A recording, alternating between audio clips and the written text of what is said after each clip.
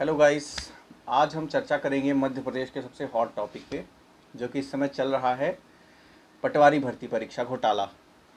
यहाँ पे हुआ क्या है कि एक ही सेंटर से 7 टॉपर्स निकले हैं। और जब भी ये कोई भी एग्ज़ाम होता है, आपने नोटिस किया होगा, चाहे वो छोटे से छोटा एग्ज़ाम हो, तो वहाँ पे जो स्टूडेंट्स होते हैं जो सेलेक्ट हो जाते हैं, तो वो पहुँचने लगते हैं मीडिया ट्रायल्स के लिए नहीं, इंटरव्यूज़ के लिए। बहुत सारे वो इंटरव्यू देते हैं, अपनी सक्सेस स्टोरी बताते हैं कि मैंने ऐसे प्रिपरेशन की, मैंने इतने सालों से प्रिपरेशन की, मैंने ये सब्जेक्ट यहाँ से पढ़ाया। और यहाँ पे जो सबसे बड़ी प्रॉब्लम हो रही है वो यही है कि जो स्टूडेंट सेलेक्ट हुए हैं टॉप 10 रैंकर्स, उसमें से 7 जो स्टूडेंट्स हैं वो एक ही कॉलेज से हैं और एक ही सेंटर से। कॉलेज है एलन सिटी ग्वालियर का।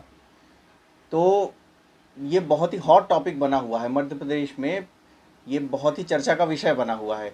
तो आज हम विश्लेषण करेंगे कि इसमें सही में कुछ प्रॉब्लम हुई है या नहीं, और अगर हुई भी है कोई प्रॉब्लम तो इसका सॉल्यूशन क्या है। अब एग्ज़ाम को कैंसिल कर देना इसका सॉल्यूशन है या कुछ और। तो यहाँ पे जो सबसे बेसिक प्रॉब्लम है वो ये है कि वो जो बच्चे टॉपर्स हैं वो सामने आ क्यों नहीं रहे हैं। अगर उन्होंने फर्जीवाड़ी नहीं किया है, उन्होंने कोई फर्जीवाड़ा नहीं किया है, वो उनके जेन्युइन मार्क्स हैं, वो जेन्युइन स्टूडेंट्स हैं, तो जैसे यूपीएससी सिविल सर्विसेज ही क्यों, छोटे मोटे एग्ज़ाम्स में भी लोग आते हैं, स्टूडेंट्स अपना रिव्यू देते हैं, उस तरीके से वो आए क्यों नहीं 7 स्टूडेंट्स।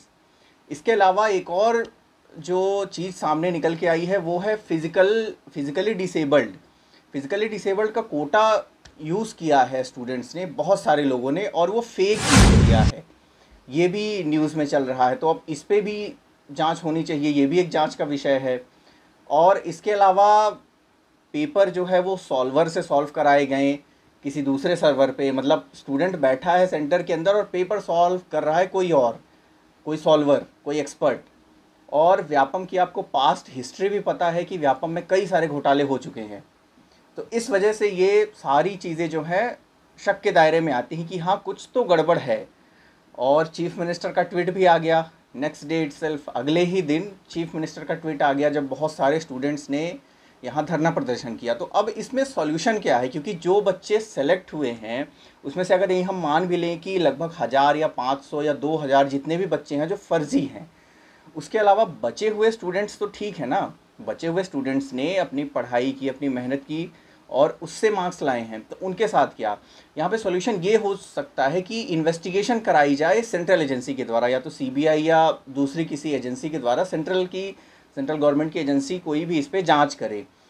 दूसरा है जो कल्प्रिट है उन्हें पनिश किया जाए और उन्हें ऐसी कड़ी से कड़ी सज़ा दी जाए ताकि वो दोबारा ऐसी हरकत ना कर सकें।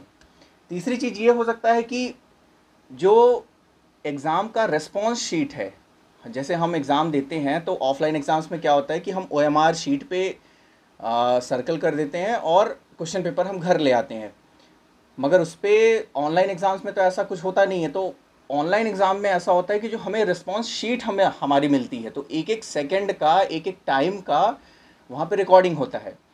तो किस स्टूडेंट ने किस क्वेश्चन पे कितना टाइम दिया है ये पता चल जाएगा। अगर किसी सॉल्वर ने सॉल्व किया है किसी दूसरे सर्वर से हैक करके, तो ये भी पता चल जाएगा, और कितना समय दिया गया है। क्योंकि अगर स्टूडेंट को आंसर्स पता थे, किसी ने सॉल्व कराए हैं, तो वो फटाफट, मतलब अगर 180 मिनट्स का लेट से कि पेपर था, 200 क्वेश्चंस थे, तो वो फटाफट सॉल्व कर देगा, उसको बिल्कुल भी टाइम नहीं लगेगा। लेट से 1 आवर में या 2 आवर में वो पूरा ख़त्म कर देगा। 120 मिनट्स में, 180 मिनट्स का पेपर 120 मिनट्स में, 110 मिनट्स में वो ख़त्म कर देगा फटाफट, बिना सोचे समझे।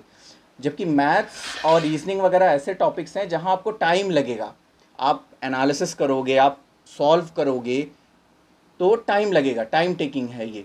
तो जैसे ही हम रिस्पॉन्स शीट में रिस्पॉन्स टाइम चेक करेंगे इन सारे के सारे बच्चों को, तो पता चल जाएगा। यहाँ पे बात ये निकल के आ रही है कि बच्चे बोल रहे हैं कि इस भर्ती को कैंसिल कर दो। अब कैंसिल करना भी कोई सॉल्यूशन नहीं है, क्योंकि बहुत सारे बच्चे ऐसे हैं जिन्होंने एक्चुअल में पढ़ाई करके पेपर दिए, तो उनके साथ क्या फिर। तो इसलिए इस पे सरकार को गौर करना चाहिए। हालांकि चीफ मिनिस्टर ने ट्वीट किया है और भर्ती प्रक्रिया को रोक दिया है। अब भर्ती प्रक्रिया रोकने के साथ साथ इस पे कोई कार्रवाई भी हो और उसमें इन्वेस्टिगेशन हो। सबसे मेन चीज़, कोई सेंट्रल एजेंसी इसका इन्वेस्टिगेशन करे, या फिर हाई कोर्ट को इंटरवीन करना चाहिए। इंटरवीन नहीं भी किया है तो कोई बात नहीं, पीआईएल फाइल हो, और हाई कोर्ट के सिटिंग जो भी जज हैं या फिर रिटायर्ड जज हैं उनसे इसकी जांच कराई जाए। इस तरीके से इसका सॉल्यूशन निकल सकता है। अदरवाइज़ व्यापम की पास्ट हिस्ट्री रही है, यहाँ बहुत घोटाले हुए हैं। इस समय तो बहुत सारे गाने भी आप लोगों ने सुने होंगे, गाने बनने लगे मध्य प्रदेश में। मध्य प्रदेश के घोटाले पे लोग वीडियो बनाने लगे, मीम्स बनाने लगे, 15 लाख लाओ नौकरी ले जाओ, 15 लाख लाओ नौकरी ले जाओ। इस तरीके से चलेगा तो कब कब तक ये सब चलेगा? मतलब एमपी भी अब घोटाले के मामले में टॉप में आने लगेगा। सो यही सब आपके साथ डिस्कस करना था। आप अपने कमेंट्स में बताइएगा क्या है इसका सॉल्यूशन और आप क्या राय रखते हैं इस पे। Thank you.